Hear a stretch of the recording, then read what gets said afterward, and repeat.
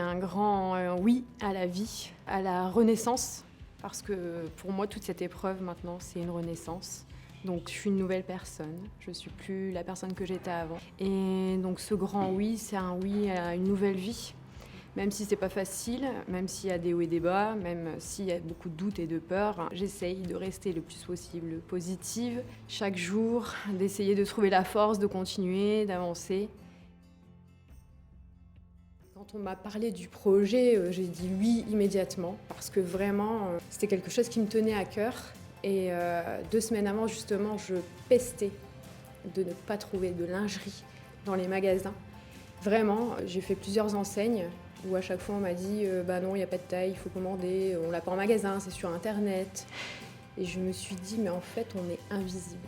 Donc dès l'instant où on a un sein en moins, on n'existe plus. Il n'y a pas de rayon dans les magasins de lingerie pour nous. Et j'étais vraiment en train de pester et même à me dire mais ça continue, je vais créer ma propre marque ou collection, j'en sais rien. Et en fait quand j'ai eu cet appel pour ce projet, je me suis dit bah voilà c'est génial, ça tombe vraiment à pic, c'est ce qu'il fallait.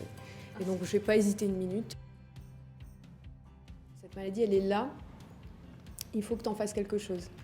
Donc pour moi, ça a été de transmettre le plus possible ce que je ressens, sans phare.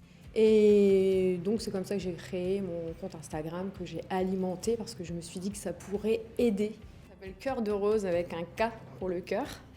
Rose parce que forcément il y a l'emblème de la couleur rose pour le cancer du sein. Et rose parce que c'est une fleur aussi que j'aime beaucoup et qui justement, pour moi, représente la féminité, la douceur.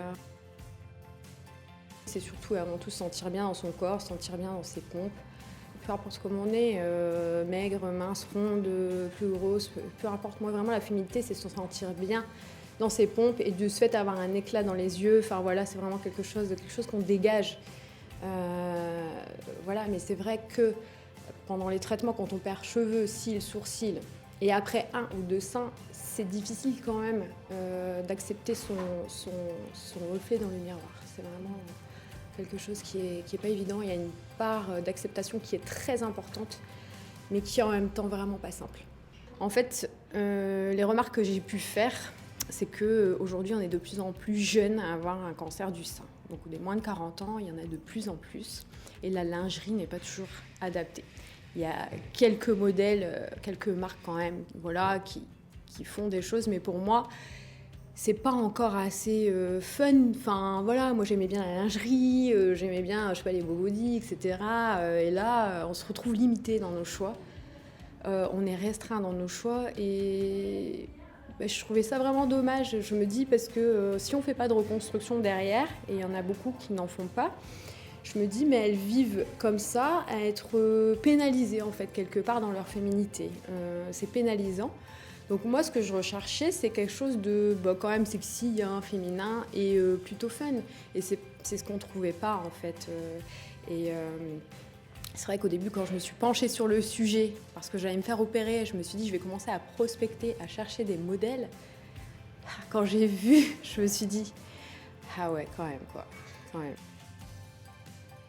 Voilà, la maladie, pour moi, en fait, elle est venue mettre un coup d'accélérateur. T'y vas et sors de ta zone de confort et on y va, quoi.